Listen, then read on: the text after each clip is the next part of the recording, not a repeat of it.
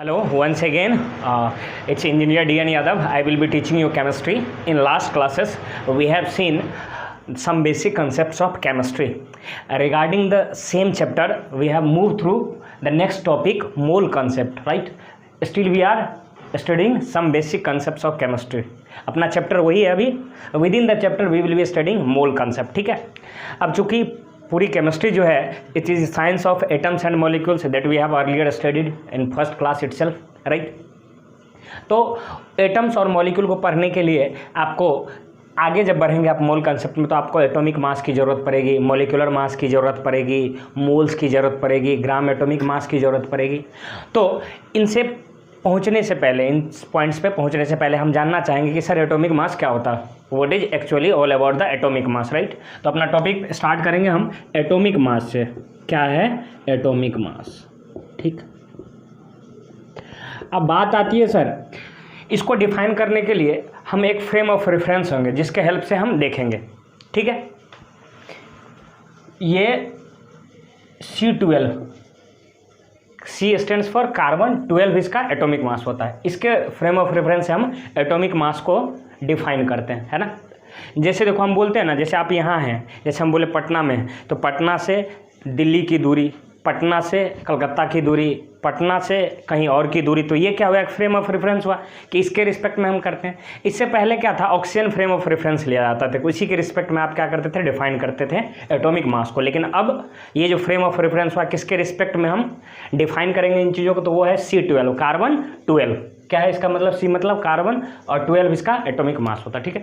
तो atomic mass को define करने से पहले हम ये समझते हैं, जैसे समझिए हम एक उदाहरण दे रहे हैं 12/3. ठीक. तो कितना हो गया 12/3, सबको पता होगा. If 12 is divided by 3 how much you will be getting, it's 4. तो क्या कहेंगे आप, ये 12 जो है इसके रेफरेंस से 3 के रिस्पेक्ट में 4 गुना है. तो क्या बोलेंगे, 12 इज 4 टाइम्स ऑफ 3 बोल सकते हो. जैसे देखो 20/5 लिखो, तो इसके रिस्पेक्ट में यदि हम बात करें 20 को डिफाइन करें तो क्या बोलेंगे, ये 20 जो है 5 का 4 टाइम्स है. नहीं होगा, 5 का 4 टाइम्स क्या है 20. ठीक. तो हम क्या करेंगे, कार्बन 12 के रिस्पेक्ट में हम बात करेंगे एटॉमिक मास का. हम देखेंगे कि इसके एक एटम के मास का 1/12 टाइम्स, है ना, 1/12 times of mass of 1 atom of C12, 1 atom of C12 से कितना गुना है.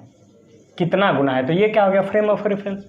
यदि किसी एटम का मास इससे 5 गुना है तो बोलेंगे एटॉमिक मास 5 है. यदि किसी एटम का एटॉमिक मास यदि इस पार्ट से 6 गुना है तो क्या बोलेंगे, एटॉमिक मास 6. जैसे ऑक्सीजन का एटॉमिक मास 16 कहते हैं. इसका क्या मतलब समझे कि ऑक्सीजन के एक एटम का मास इससे इस पार्ट से 16 गुना है. ठीक. जैसे बोलेंगे क्या 12 क्या है, इस 3 का 4 टाइम्स है. उसी तरह बोलेंगे ऑक्सीजन का जो मास होता है 16, एटॉमिक मास होता है 16, वो क्या है, इस पार्ट से 16 गुना है. क्यों, क्योंकि हम इसी के रिस्पेक्ट में हम बात करते हैं. ठीक है. तो देखो एटॉमिक मास क्या है, और ये क्या एक नंबर है. ये क्या एक नंबर है. 20 जो है 5 का कितना टाइम्स है, 4. तो आप क्या बोलेंगे कि ये 4 टाइम्स है. क्या बोलेंगे, ये 4 टाइम्स है. तो ये क्या हो गया, एक नंबर हो गया. जैसे मान लीजिए आपका वेट हो गया 60. ठीक. किसी का वेट है 20, किसी टाइनी बच्चे का वेट कितना है 20. तो आप क्या बोलेंगे, आपका वेट उस टाइनी बच्चे के वेट से कितना गुना है, 3 गुना. नहीं, ऐसे थोड़ी बोलेंगे 3 kg गुना है, नहीं, बिल्कुल नहीं. क्या बोलेंगे, 3 गुना है. तो बेसिकली क्या बोल रहे हैं, एक नंबर है. क्या है, एक नंबर है. तो देखो एटॉमिक मास क्या है, it is the number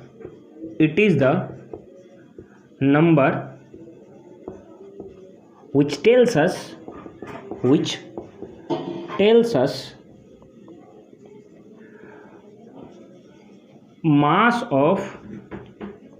us mass of an atom of element is how much heavier than 1 1/12 of mass of 1 atom of C12।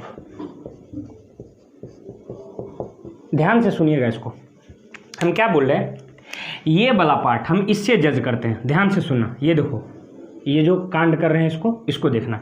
हम इससे कंपेयर करते हैं कि किसी एलिमेंट के एक एटम का मास, किसी एलिमेंट के एक एटम का मास इससे कितना गुना है।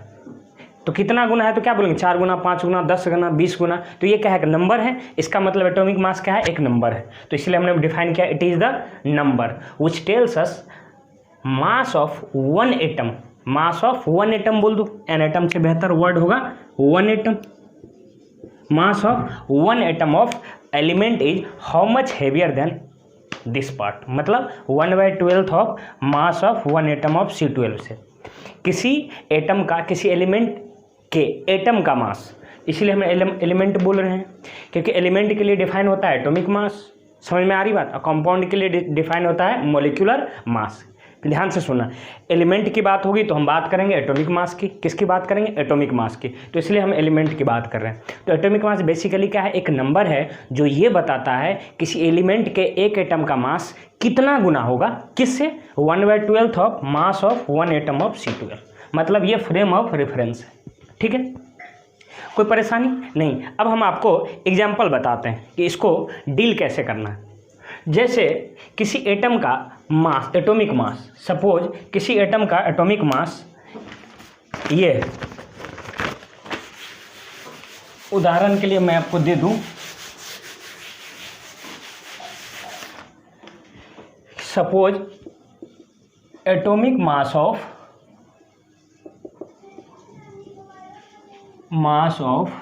Oxygen is, atomic mass of oxygen is 16।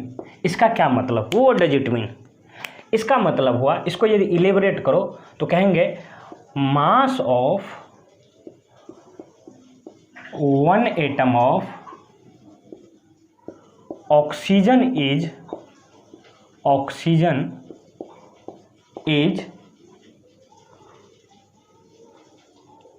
16 times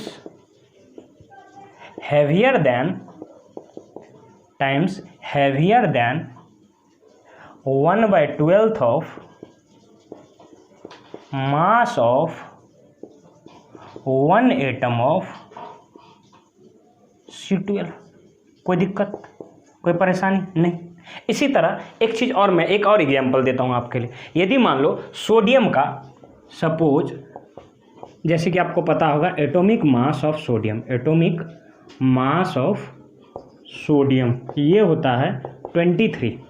कितना होता है, 23। इसका क्या मतलब, इसका मतलब क्या है, इसका मतलब है बाबू ये, इसका मतलब ये होता है कि मास of 1 atom, mass of 1 atom of sodium is 23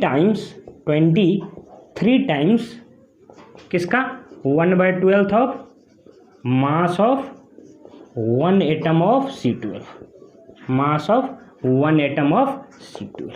ठीक, इसका ये मतलब हो। आगे हम आपको बताएंगे, इसके यूनिट की बात करते हैं तो ये चीज़ 23 AMU कहलाता है, 23 AMU। इसी तरह ऑक्सीजन को हम बोलेंगे 16 AMU। या तो ये बोल दो इसके जगह पे 16 AMU, या ये बोल दो आप कि ऑक्सीजन के एक एटम का मास 16 टाइम्स है किससे, 1/12 of mass of 1 atom of C12। या बेसिकली बोल दो 16 AMU। क्या बोल देंगे, 16 AMU या 23 AMU। तो इतना नहीं बोल के आप ये बोल दोगे तो सामने वाला समझ जाएगा कि कहीं ना कहीं आप एक एटम के मास की बात कर रहे हो। समझ में आ रही बात। इसी तरह आप ऐसे उदाहरण के लिए बोलो हाइड्रोजन का, क्या, हाइड्रोजन का एटॉमिक मास 1 AMU होता है। इसका क्या मतलब कि हाइड्रोजन के एक एटम का मास, हाइड्रोजन के एक एटम का मास कितना है, 1 गुना है किससे, 1/12 of mass of 1 atom of C12। तो आपने क्या सीखा, एटॉमिक मास। तो एटॉमिक मास को आप इस तरीके से डिफाइन कर सकते हैं। ठीक है, इसी आधार पे हम मॉलिक्यूलर मास भी डिसाइड करेंगे। ठीक है, फिर ग्राम एटॉमिक मास भी डिसाइड करेंगे। ठीक है, कोई दिक्कत। चलो आज के क्लास के लिए इतना काफ़ी है, फिर अगले क्लास में हम देखेंगे मॉलिक्यूलर मास। ओके।